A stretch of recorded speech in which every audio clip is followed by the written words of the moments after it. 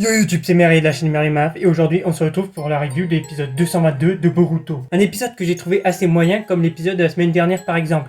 Bon, on va faire un résumé détaillé de l'épisode et comme d'habitude après je vous donnerai mon avis point par point. L'épisode commence par l'explication de la dernière épreuve, donc de l'épreuve finale, que ce sera un 1v1 entre Genin et donc seulement la moitié des Genin qui restent deviendront Chunin. Bref, l'épisode enchaîne ensuite sur une discussion de l'équipe 7 où chacun va dire ses motivations. Bon, logiquement, si vous regardez Boruto, vous savez à peu près ce que c'est les motivations de chacun. Boruto veut se racheter à cause du dernier examen. Sarada veut se démarquer pour devenir Hokage. Et Mitsuki ne veut juste pas être le seul de l'équipe à rester Genin. Donc pour une fois, Mitsuki va prendre ce truc au sérieux. Ensuite, ça va passer sur l'équipe d'Iwabe. Metal, la semaine dernière, avait perdu dans l'examen des Chunin. Mais c'est pas grave, il va quand même aider l'équipe d'Iwabe à s'entraîner. Bon, j'ai un très gros problème avec ce truc. C'est tout simplement la gestion du personnage de Denki. Alors je vais vous expliquer un petit peu.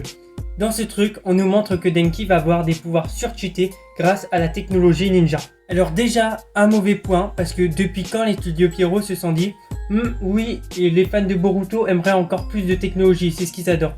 J'ai jamais entendu un fan de Boruto réclamer plus de technologie. Au contraire, ça fait plutôt débat d'habitude.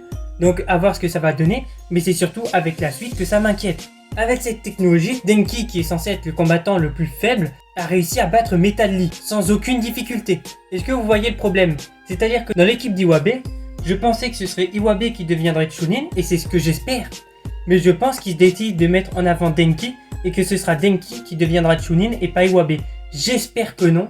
J'espère vraiment que c'est Iwabe qui va le devenir dans l'équipe. Bon, ensuite on va avoir Shikadai qui va inviter le reste de son équipe à bouffer au Grey. Bon, là rien à dire, c'est une scène qu'on a déjà vue 15 000 fois, donc j'ai pas grand chose à dire. À part un petit développement super sympa pour Shikadai, on apprend on sait que c'est le seul qui est Chunin, et on apprend qu'il ne porte pas sa veste de Chunin tant que tous ses camarades ne seront pas Chunin. C'est ok, pourquoi pas, c'est un bon développement qu'on savait pas, on savait pas pourquoi il la portait pas.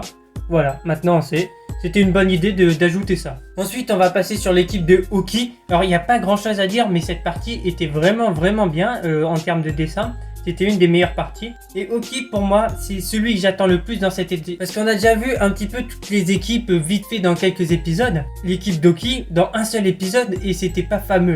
Bref, donc lui, il a l'air ultra intéressant. En plus, vous avez sûrement vu la preview de l'épisode suivant, donc c'est lui qui sera en combat. Bon, ensuite, petit entraînement entre Tsubaki et Wasabi. Et après l'entraînement, Tsubaki va recevoir une lettre. Et dans cette lettre, qu'est-ce qu'ils apprennent? Tout simplement que Tsubaki va pouvoir retourner au pays du fer. Alors là, attention, je suis un petit peu curieux. Déjà, ça m'étonnerait qu'ils enlèvent un personnage comme ça d'un coup dans l'œuvre Boruto. C'est-à-dire qu'il faudrait retrouver un nouveau remplacement, parce que je vous rappelle que Tsubaki à base c'est une remplaçante. Donc il faudrait trouver un nouveau remplaçant et tout. Ce serait bizarre. Donc moi ma théorie c'est que vous voyez les mecs qui se sont infiltrés à Konoha en fin d'épisode. Pour moi le fait que Tsubaki retourne au pays du fer c'est faux. C'est juste ces types là qui veulent lui tendre un piège ou un truc comme ça. Parce que ça me semblerait bizarre au niveau du scénario. Bon, le passage suivant sera entre Sasuke et Sarada. C'est tout simplement Sasuke qui dit que Sarada est plus forte que lui au même âge. Bref, discussion entre Sarada et Chocho mais on s'en fout. La fin c'est tout simplement des mecs qui s'infiltrent à Konoha. Et donc, l'examen du Chunin sera très certainement perturbé. Maintenant que j'ai abordé tous les points de l'épisode, on va tout simplement faire une review détaillée. Bon, le scénario. Le scénario, j'ai beaucoup allégé par rapport à ce qui était fait. Mais je peux vous assurer que le truc, c'était lourd et c'était chiant. Les dialogues étaient forcés. C'était juste mauvais. Bref, scénario pour moi, vous avez compris. Ça m'a pas plu là avec les équipements ninja et tout. Bref.